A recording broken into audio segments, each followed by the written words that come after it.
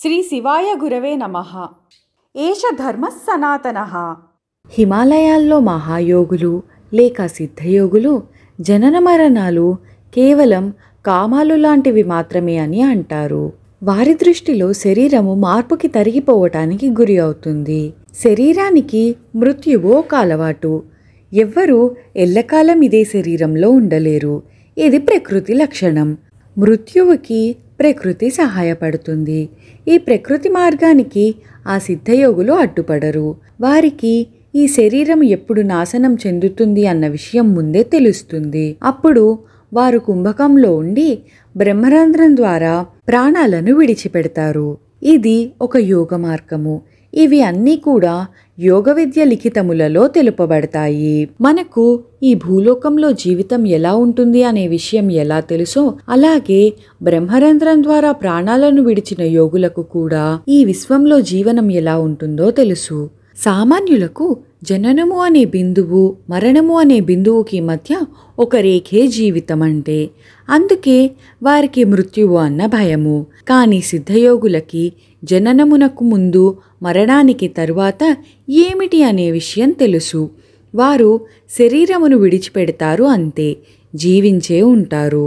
వారు ఏమంటారంటే పాము కుబుసం విడిచిన తరువాత కూడా బ్రతికే ఎలా ఉంటుందో ఈ సిద్ధయోగులు కూడా ఈ శరీరమును విడిచి జీవించే ఉంటారు అని చెబుతారు.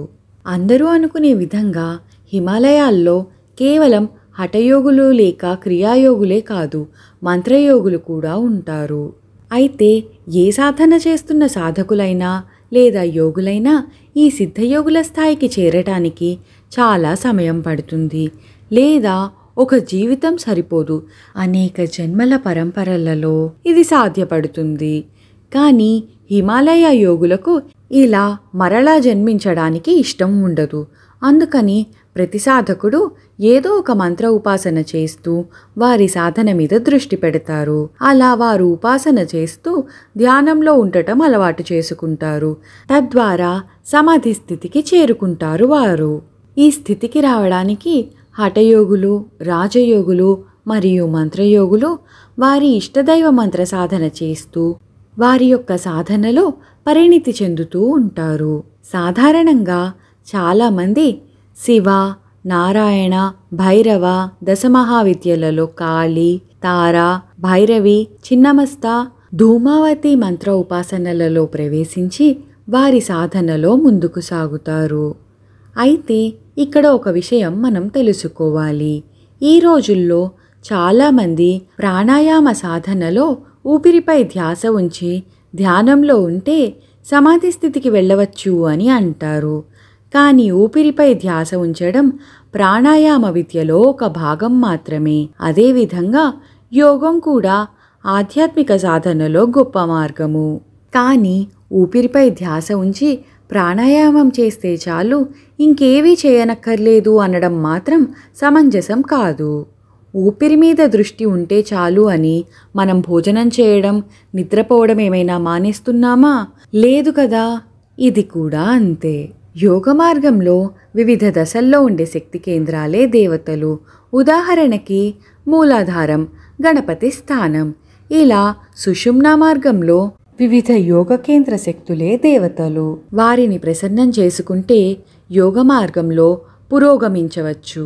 మంత్రం, యోగం కలిసినప్పుడు మరింత శక్తివంతంగా సాధన ఫలిస్తుంది. మంత్రశాస్త్రాలలో, సాంప్రదాయ మార్గాలలో ప్రాణాయామాది యోగ విద్యలు కూడా అంగంగా స్వీకరిస్తారు.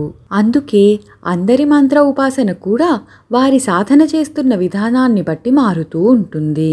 అలాగే హిమాలయాల్లో కొంతమంది నాదయోగ సాధన, ధూమ్రపురుష సాధన, యక్షిణీ సాధన మొదలైన మంత్రతంత్ర సాధనలు కూడా చేస్తూ ఉంటారు.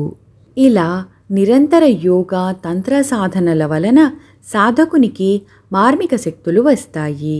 అయితే ఈ సిద్ధులు వైశ్విక నియమాలను అనుసరించే ఉంటాయి. పిండే పిండే మతిర్భిన్నః అన్నట్లుగా ఒక్కో సాధకుడికి ఒక్కో రకంగా కూడా ఈ సిద్ధులు సంప్రాప్తిస్తూ ఉంటాయి.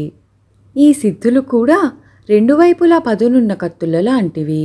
ఈ సిద్ధులు పొందాలంటే ఒక జీవించి ఉన్న ఉత్తమ గురువును ఆశ్రయించాలి. లేదా జన్మతః కూడా రావవచ్చును. సతత అభ్యాసాల ద్వారా అంటే నిరంతరం చేసే అభ్యాసాల ద్వారా కూడా సిద్ధులు సంప్రాప్తిస్తాయి. మరికొన్ని సిద్ధులు, రహస్య విశేషాలు వచ్చే వీడియోలో తెలుసుకుందాము. శ్రీ శివాయ గురవే నమః. ఏష ధర్మః సనాతనః.